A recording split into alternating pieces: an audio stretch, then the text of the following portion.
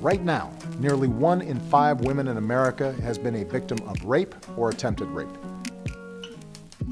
Around the age of 5, that's when I began to experience sexual assault. And more than 1 in 4 women has experienced some form of domestic violence. But I just want to make it clear that as I am crying, telling him to stop, kicking him off of me with what, like, little strength, I barely had any control of my body, he is still making advances towards me.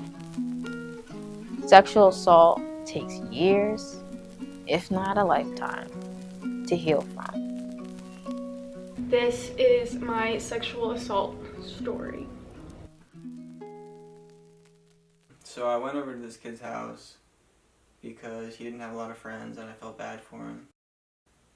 I walked in, he was acting creepy, and like, we weren't really friends, but we were friendly. Like, I'd known him for a few years. So he grabs my arm and he starts like literally dragging me up the stairs, and like my backpack was on me, so I couldn't really get like a good gripping on the stairs. Unfortunately, I know of instances of sexual assault and rape that have happened to me, my loved ones, friends, and I think like in recent years, because of the Me Too movement, it's become a lot more visible that it's more people than we previously thought it was. It's becoming more talked about, I guess. So the first time that what had happened to me was an attempted rape that was actually stopped by someone. And looking back on it, I think I was drugged because even though as a party, there was no need for me to be that incapacitated and not be able to fight back. I always say this to you guys, I'm not that much older than you, but when I was in high school, it was not anything that was ever discussed as a possibility. It was very taboo. It was like, well, just don't go to parties or don't drink, or the whole culture at that point was still like, as long as you as a girl take certain precautions, you know, these things won't happen to you, but it wasn't ever discussed in great detail. I'm not, like, you don't really think anything's gonna happen, so you just kind of like, you're like, this is weird, but like, alright. So like, he's just dragging me up the stairs, and he starts to like attempt to drag me into his room, but I put my arms on the frame of the door, and at that point he gets on top of me. So I flip around, I throw him off me, and he looks at me with like this look of like terror, like, and he says like, did I just cross the line? I'm like, yeah, you just crossed the line, like what? So my phone's dead. I'm a sophomore, so I can't drive. I don't know where I am because I don't know his house, so I can't really leave. So I couldn't physically do anything, like I couldn't hit him, I couldn't say anything because his parents would have defended him, which they did later on. And also, it would have made him the victim. So there wasn't really a lot I could do at the time.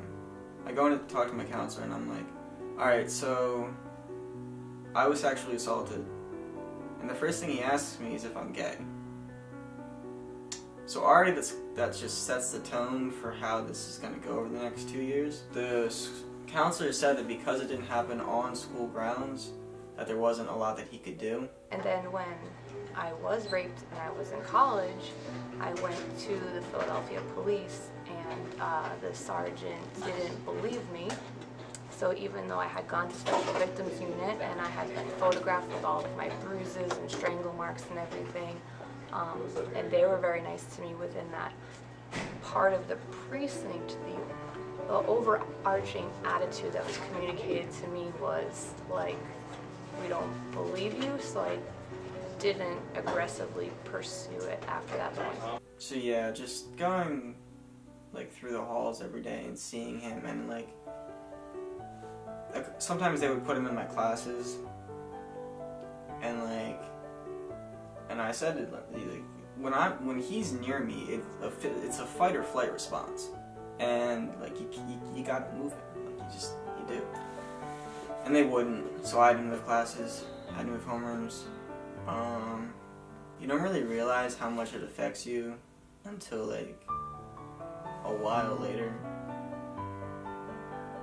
Because like this entire time you're like just trying to make sure that something like this doesn't happen again. So like for me, I put on like a lot of muscle really quick, and I didn't really think about it. Like just kind of like, alright, I'm just gonna bulk up so I look better. But no, it was so I wouldn't get attacked again.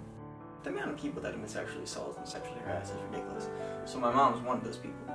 So like talking to her is like, alright, she gets it, it's fine. But like talking to anybody at school about it, they just try to shut me down. They don't really want to listen because that's something they have to take care of. They don't want to take care of that. So at school I'm shut down, at home I'm not.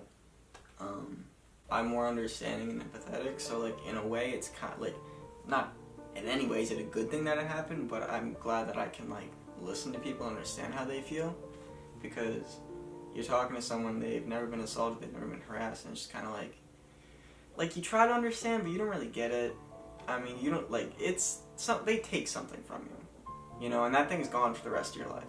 If you do look at the statistics to know, unfortunately, how common it is, and that there's someone probably in your friend group or your family or someone you trust you can talk to who unfortunately would be able to relate to you, and it wouldn't be received as, you know, what are you talking about, that's crazy. It, in some instances, it might be, oh my gosh, me too. Like, I knew friends of mine had been assaulted, but you don't really understand the prominence of it until like it's happened to you, and you're just like, holy, you start like asking around.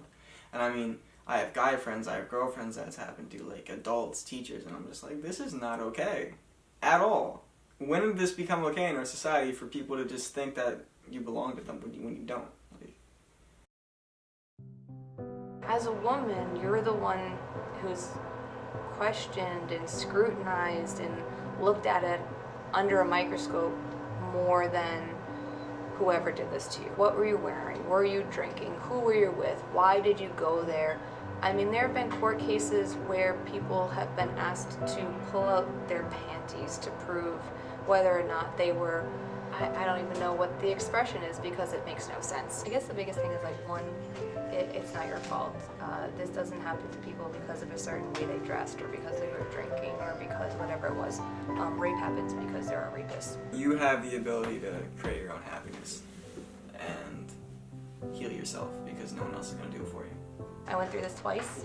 Here I am, smiling, because I did eventually go to the therapy. There were a lot of emotional consequences and repercussions of suppressing the events for so long. You have to, at some point, talk about it and go through it, because otherwise, you know, you're going to be carrying that, and it's really bad for you. You gotta cry, and that's something that I wasn't able to do for 2 years. I just couldn't cry because you bottle everything up because it's just like, and me personally, I don't want to let my walls down because I don't like to be vulnerable.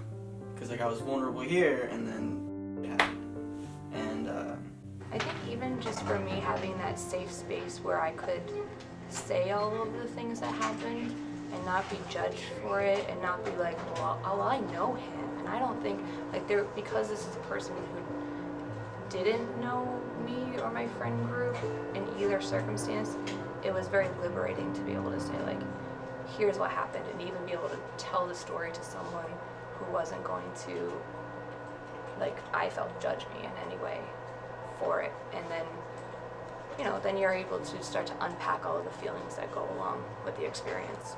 So what I wanted to say is that if something like this has happened to you and you're not ready to talk about it, don't feel like that's anything about yourself that is lacking. The only reason I'm able to sit here and talk about it is because I've practiced over and over and over again. As long as you are prepared and you feel confident, it can be really meaningful to others to speak out, because the only way we're ever going to tackle this as a society is to first talk about it, identify the problem, and then try to come up with a solution. Over 80,000 inmates have been called on the phone? No. how have I healed myself? Weed.